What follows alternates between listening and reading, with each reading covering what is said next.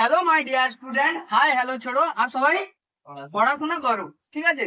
তো আজকে আমরা নিয়ে চলে এসেছি ক্লাস 10 এর তিনটে যে অ্যাসিড, সেই তিনটে অ্যাসিডের ফার্স্ট অ্যাসিড নিয়ে চলে আসছি কি হাইড্রোক্লোরিক অ্যাসিড। হাইড্রোক্লোরিক অ্যাসিডের সংকেত কি সবাই বলো? HCl। আর সবাই কি বোবা হয়ে গেছো? আশা করি নয়। চলো তোমরাও বলে ফেলো HCl। তাহলে HCl অ্যাসিড। আচ্ছা, আমরা এই HCl অ্যাসিড সম্পর্কে কিছু তথ্য শিখে নেব। সেই তথ্যের মধ্যে আমরা সবাই বলবো যে HCl অ্যাসিড অ্যাসিড বৈজ্ঞানিক পৃষ্ঠে সামুদ্রিক বা সমুদ্র থেকে পেয়েছিলেন। তার জন্য এই অ্যাসিডের আর একটা নাম কি সামুদ্রিক অ্যাসিড বা মিউরেটিক অ্যাসিড। তাহলে যদি বলা হয় যে কোন অ্যাসিডকে সামুদ্রিক অ্যাসিড বা মিউরেটিক অ্যাসিড বলা হয়, HCl অ্যাসিডকে আবিষ্কার করেন বিজ্ঞানী প্রিস্টলে। তাহলে বিজ্ঞানী প্রিস্টলে কি করেছিলেন না হচ্ছে এই অ্যাসিডকে আবিষ্কার করেছিলেন কে?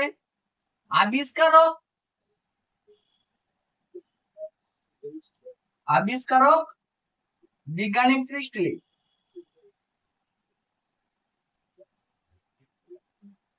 প্রিস্টলে। সমুদ্র থেকে এই অ্যাসিড কে পাওয়া যায় বলে সামুদ্রিক লবণ থেকে এই অ্যাসিড উৎপন্ন হয়।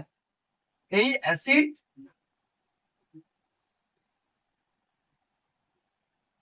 হয়, একে মিউরেটিক অ্যাসিড বলা হয়। একে কি অ্যাসিড বলা হয়? একে সামুদ্রিক অ্যাসিড নয়, একে সামুদ্রিক লবণ বা মিউরেটিক অ্যাসিড বলা হয়। সামুদ্রিক লবণ বা মিউরেটিক অ্যাসিড বলা হয়। মিউরেটিক।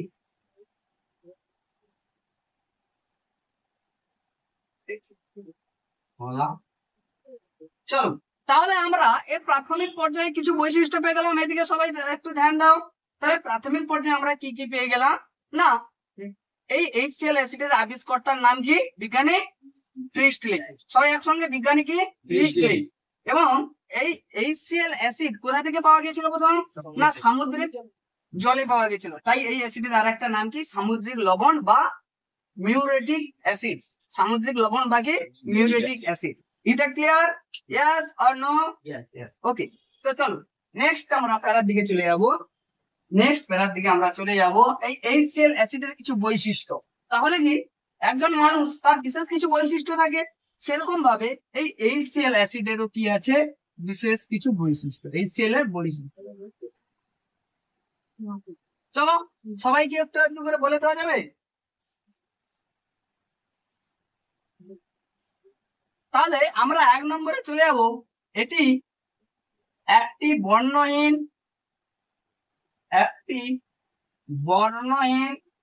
শ্বাসরোধী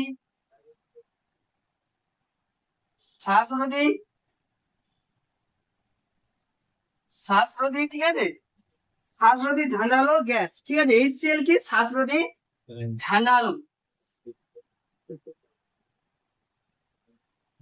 ঝাঁঝালো কি গ্যাস।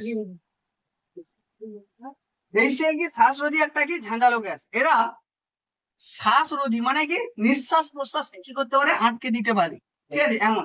অর্থাৎ এটা ধর্ম কার মতো প্রায়? এর আগে একটা গ্যাস পড়েছিলাম, কোন গ্যাসের মতো? Ammonia gas. তীব্র ঝাঁঝালো। এটা কি? শ্বাসরোধী, বর্ণহীন। কিন্তু এর কি কোনো নির্দিষ্ট বর্ণ নেই, কোনো বর্ণই নেই। তো এরা কি? শ্বাসরোধী ঝাঁঝালো একটা গ্যাস। ঠিক আছে। তো এরপরে এ কি হয়? জলে মিশে যেতে পারে অতি সহজে। জলে দ্রাব্য, অতি সহজে জলে কি দ্রাব্য। ঠিক আছে, অতি সহজে জলে দ্রাব্য।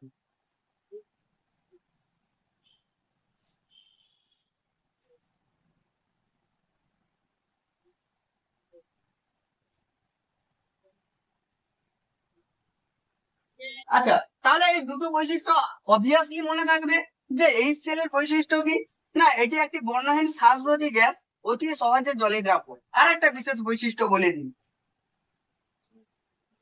3, মূলত গ্যাসীয় অবস্থায় সমযোজী যৌগের মতো আচরণ করে। কার মতো? সমযোজী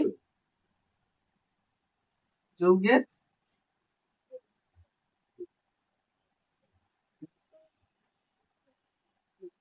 তাহলে মূলত এটা কি না গ্যাসীয় অবস্থায় কার মতো আচরণ করে?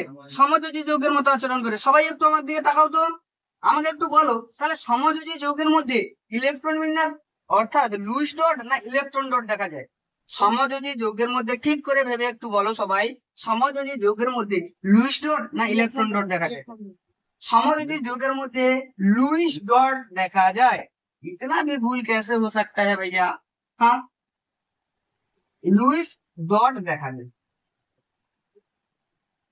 তাহলে এই HCl গ্যাস যখন জলীয় দ্রবণে আমরা পাচ্ছি, অর্থাৎ কি HCl কে যখন আমরা জলে নিয়ে আসছি, ঠিক আছে, জলে যখন নিয়ে আসছি তখন কি হয়ে যাচ্ছে না জলীয় দ্রবণে তড়িৎযোজী যৌগের মতো আচরণ করে। জলীয় দ্রবণে তড়িৎযোজী যৌগের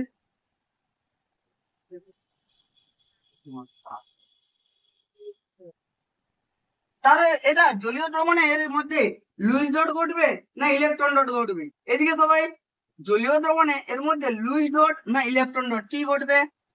এটা যদি গ্যাসীয় অবস্থায় সমযোজী যৌগের মতো আচরণ করে, হ্যাঁ, তাহলে এটা লুইস ডট দেখাচ্ছিল। তাহলে এখানে জলীয় দ্রবণে তড়িৎযোজী যৌগের মতো আচরণ করে, তাহলে এটা কি ইলেকট্রন ডট দেখায়। ইলেকট্রন ডট দেখা যায়। বোঝা গেল? দেখো বিশেষ কিছু বৈশিষ্ট্য, এই বৈশিষ্ট্যের কম্বাইন্ড রূপে এখান থেকে একটা শর্ট কোশ্চেন চলে আসি সবাইকে। এইখান থেকে একটা শর্ট কোশ্চেন চলে আসি, এমন একটি যৌগের উদাহরণ দাও যার মধ্যে সমযোজী এবং তড়িৎযোজী বৈশিষ্ট্য বর্তমান। কি হবে? HCl। HCl যখন গ্যাসীয় অবস্থায় থাকে তাহলে এরা কি আচরণ করে না গ্যাসীয় অবস্থায় যখন থাকে তখন এরা সমযোজীর মতো আচরণ করে, অর্থাৎ লুইস ডট অঙ্কন করতে হয়। আবার যখন এরা জলীয় দ্রবণে যখন চলে আসে জলের সংস্পর্শে তখন এরা কি হয়ে যায়? তড়িৎযোজী যৌগের মতো এরা কি করে আচরণ করে, অর্থাৎ এরা ইলেকট্রন ডট দেখায়। ওকে, এখান থেকে তাহলে কি কোশ্চেন আসতে পারে? এমন একটি যৌগের সংকেত লেখো, যৌগের সংকেত লেখো যার মধ্যে সমযোজী ও তড়িৎযোজী বৈশিষ্ট্য বর্তমান।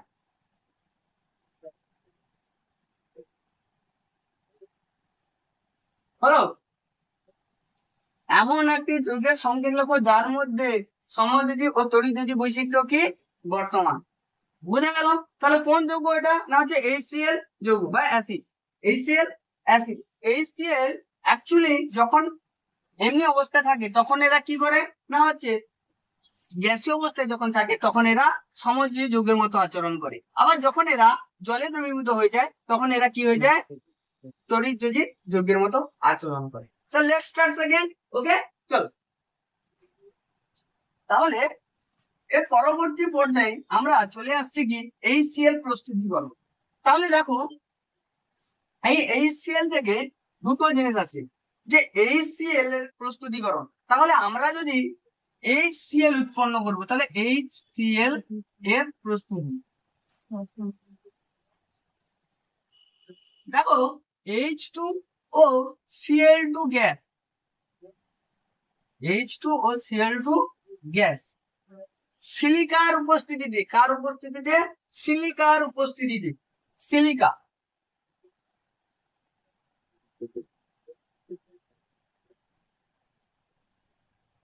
উপস্থিতিতে HCl গ্যাস উৎপন্ন করে। কি উৎপন্ন করে?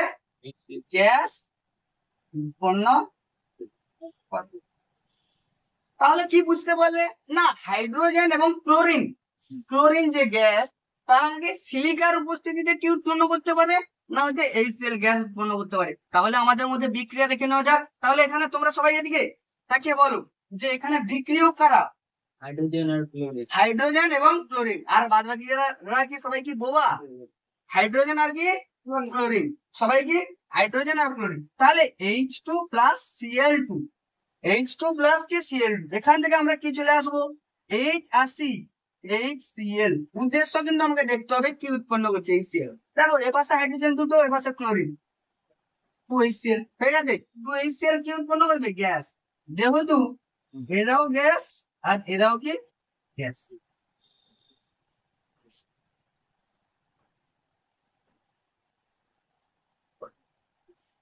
হয়ে গেল সবার? আশা করি হয়ে গেছে। তাহলে এটা কি কার উপস্থিতি? না সিলিকার উপস্থিতি। আর না হচ্ছে সিলিকার উপস্থিতি, সিলিকার উপস্থিতিতে এই বিক্রিয়াটা ঘটে। ঠিক আছে, সিলিকার উপস্থিতিতে এটা ঘটে। নেক্সট টপিকে আমরা যাব, নেক্সট টপিকে আমরা যাব যেটাকে কি বলা হবে, নেক্সট এতে কি যাব, তাহলে এটা কি আমরা এইটা সমস্যা কোথায় দেখা যায়? এইসব বিক্রিয়াগুলো সাধারণভাবে ঘটে থাকে। হাইড্রোজেন আর ক্লোরিন গ্যাস যেখানে পেয়ে যাবে, যদি সেখানে যদি সিলিকা উপস্থিত থাকে তবে সেখানে কি হয়ে যাবে? না হাইড্রোক্লোরিক অ্যাসিড উৎপন্ন হয়ে যাবে। বাট সেকেন্ড টার্মে যদি আমরা একে যদি শিল্প প্রস্তুতি অর্থাৎ শিল্প ক্ষেত্রে ব্যবহারের জন্য যদি কোনো পরীক্ষাগার রেখে যদি প্রস্তুতি করতে যাই, তবে সেই প্রস্তুতিকরণের নাম একটা পপুলার নাম। কোনো কোনো সময় গোটে গোটে পপুলার বই হয়ে থাকে না, আলো অর্জুন আছে, হ্যাঁ, সে বইয়ের নাম কি পুষ্পা ঝুঁকেগা নেই, সেইভাবে কি হয়ে যাবে এখানে সেই পদ্ধতির নাম হচ্ছে কি লা ব্লাঙ্ক পদ্ধতি। কি পদ্ধতি? লা ব্লাঙ্ক পদ্ধতি। অর্থাৎ যদি হাইড্রোক্লোরিক অ্যাসিডের শিল্প প্রস্তুতি বলে সেই পদ্ধতিটার নাম কি লা ব্লাঙ্ক পদ্ধতি। কি পদ্ধতি? লা ব্লাঙ্ক পদ্ধতি। চলো সবাই হেডলাইন করে ফেলো, hydrochloric acid, hydrochloric acid acid এর শিল্প প্রস্তুতি কিংবা লা ব্লাঙ্ক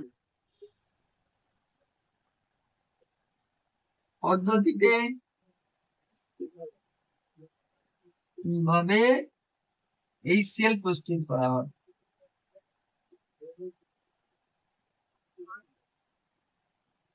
কিভাবে কি করা হয়? এই সেলকে কিভাবে প্রস্তুত করা হয়।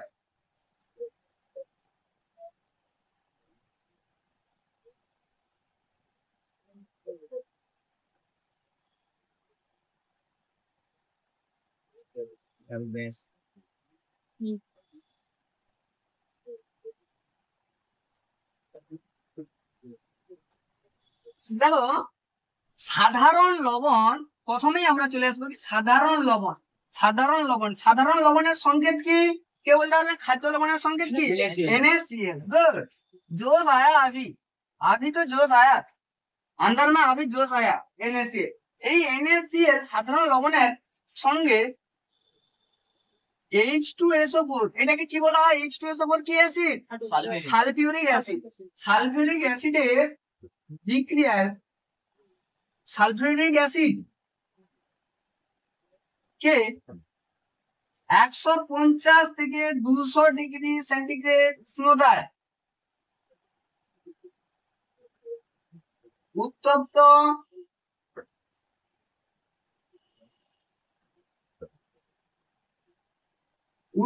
করলে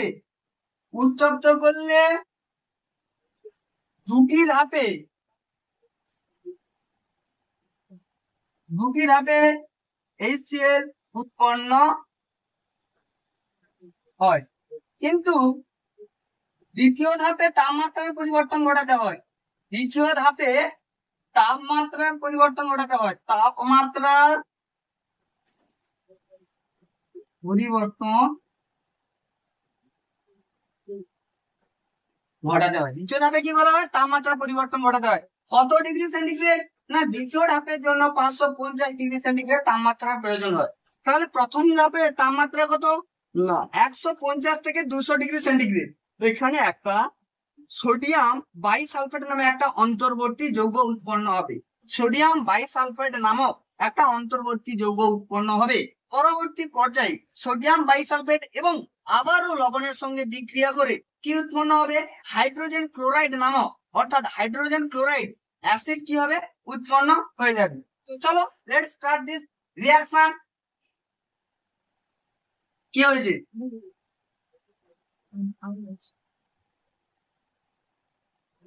চলো, গরিব ইউটিউবারের গরিব ক্যামেরা, কিছু করার নেই, তো চালিয়ে নিয়ে যেতে হবে। সাপোর্ট থাকলে অতি অবশ্যই এরপরে ভালো প্ল্যাটফর্ম তো অতি অবশ্যই আসবে। চলো আমরা তাহলে বিক্রিয়া গুলো দেখে নেওয়া যাক। লাভ লাং পদ্ধতির প্রত্যেকটি ধাপের বিক্রিয়া তাহলে দেখে নেওয়া যাক। Important question. তাহলে প্রথম ধাপে আমরা চলে যাব না NaCl সোডিয়াম ক্লোরাইড প্লাস কার সঙ্গে বিক্রিয়া করবে না সালফিউরিক অ্যাসিডের মধ্যে বিক্রিয়া করবে H2SO4। কার উপস্থিতি না 150 থেকে 200 ডিগ্রি সেন্টিগ্রেড উষ্ণতার এটাকে কি করতে হবে বিক্রিয়া করতে হবে।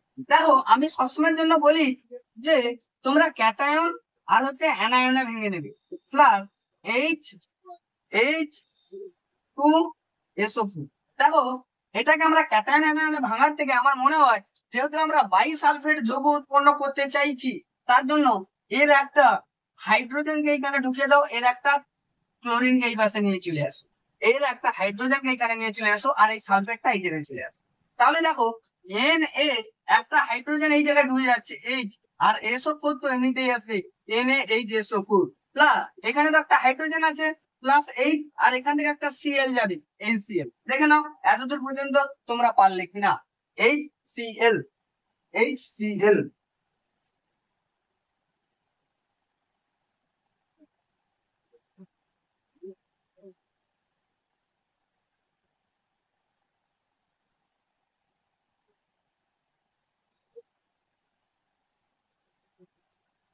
চলো এইটাই তাহলে কি আমরা এখানেই আমরা HCl গ্যাসকে পেয়ে গেছি। কিন্তু আমরা যদি চাই আবারও একবার দ্বিতীয় ধাপে আমরা নিয়ে আসতে পারি। দ্বিতীয় ধাপ যদি লাভ লাং পদ্ধতি বলে তখনই তোমরা উল্লেখ করবে NaCl এর সঙ্গে আবারও যদি NaHSO4 এর বিক্রিয়া ঘটানো হয় তাহলে কত ডিগ্রি সেন্টিগ্রেড তাপমাত্রা লাগবে 550 ডিগ্রি সেন্টিগ্রেড তাপমাত্রা। তখন আমরা কি করে দিতে পারবো Na2SO4 Na2 দুটো বার Na2 আছে, দুটো বার সোডিয়াম আছে, তাই জন্য Na2SO4 আর একটা কি H এর সঙ্গে অ্যাটাচ হয়ে যাবে প্লাস HCl। সবাই বুঝতে পেরেছো? হ্যাঁ কি না বলে ফেলো। সবাই বুঝতে পেরেছো? Yes or no? সবাই বুঝতে পেরেছো? চলো এতদূর পর্যন্ত ক্লিয়ার। দেখো লাভ লাং পদ্ধতি প্রচুর ইম্পর্টেন্ট, HCl প্রস্তুতিতে লাভ লাং পদ্ধতিটি উল্লেখ করো। এই কোশ্চেনটা আসার সম্ভাবনা প্রচুর আছে, সুতরাং আমি চাইবো যে এটাকে ভালো মতো করবে। আর এত দূর পর্যন্তই HCl সম্পর্কে সম্পূর্ণ ডিটেলস দিয়ে দিলাম। এবং নেক্সট কোশ্চেন কোনো কিছু যদি থাকে কমেন্ট সেকশনে অতি অবশ্যই জানাবে, আর তোমরা তোমাকে অফলাইনে অতি অবশ্যই জানাবে। ওকে, তো চলো পরের ভিডিওতে আবার দেখা হবে। সুস্থ থাকবে, ভালো থাকবে। জয় হিন্দ, জয় ভারত।